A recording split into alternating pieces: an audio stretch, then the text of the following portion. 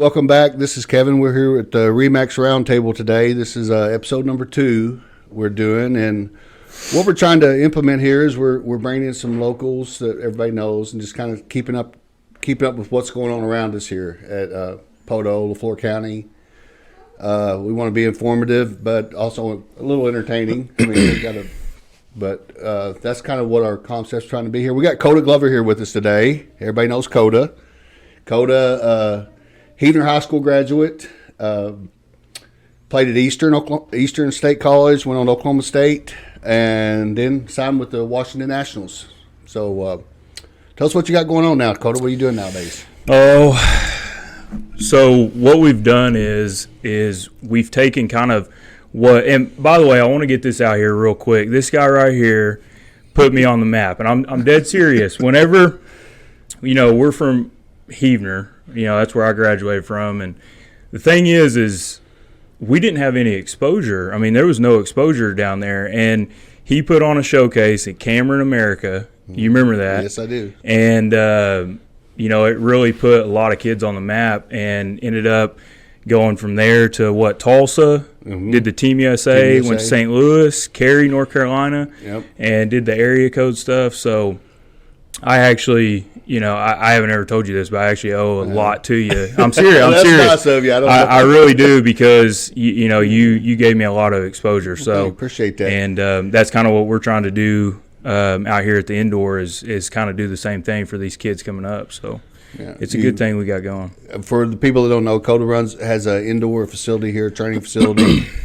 Times have changed a lot since I played, and Koda's kind of the new generation of the baseball. So, I mean, I would probably get completely lost on the things that are going on now compared to what they were when I played. I'm a little older, and so Koda's a lot of things are emphasized on strength and agility and stuff nowadays, right? Yeah, the reason why is because, and I would say it's almost flip-flopped again from my time playing. It's changed even so much then, but you look back and kids were riding bikes. Like I hauled hay all summer, and did things like that. Kids don't do that anymore. You're country strong. Exactly. So kids now, their thumbs are really strong. Right. What I mean? Yeah. But it's really transitioned. So we try to implement as much agility, speed, strength and stuff like that, so that they're getting that muscle activation. Right. So. That was not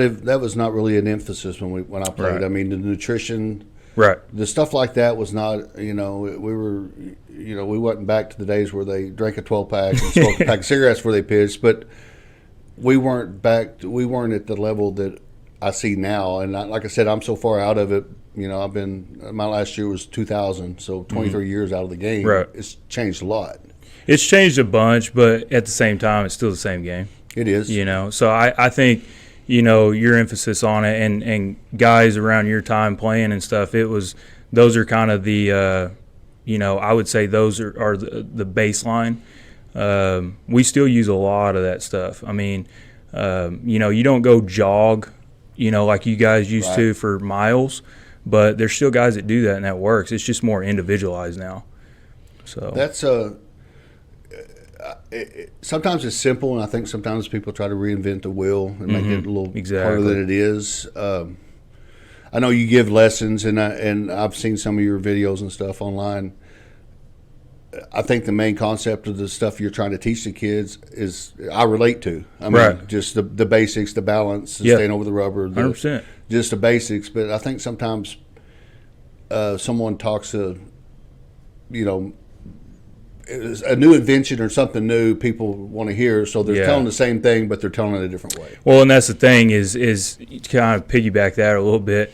This is why we started this, Fry and Marvin Freeman and all those guys, there's so many people out there that are just trying to money grab, and so they're doing little, I call it eyewash things, to bring that money in, and people eat it up. But at the end of the day, it's really not doing anything different. So, you'll see a lot of that stuff. I disagree with it. That's why we started this.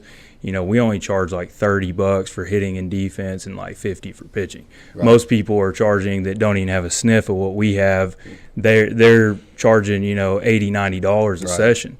So we're making it really affordable because we're not really about the money. All the money goes back to the indoor anyway. So we keep it simple. We just train and we get after it, and we try to get exposure to these kids like you did with me. So yeah, it's getting out there and seeing it. And the travel ball has just gotten bigger and bigger and bigger and bigger. It just seems like every year it's just almost to a point it's out of control. Oh, yeah. And it's that's where a lot of people are seen now as compared to when I was coming up. We had a summer league and an American Legion team. Right. So I mean, the exposure's out there. There's a lot of money in the game now. Oh yeah. You do have quite a hired hand out there helping you, though, don't you? Well, when you say hand, it's a little far stretched, but yeah. So my dad he retired last January. He's been helping me full time out there. He's great. He's great with the kids. He's even better with the parents. Yeah. When we can get him off the couch, he's pretty good. So no, he's done a great job. He loves it. This is what he's always wanted to do. So we have a lot of fun out there. It's a good time. Let's take a quick break, and we'll be right back.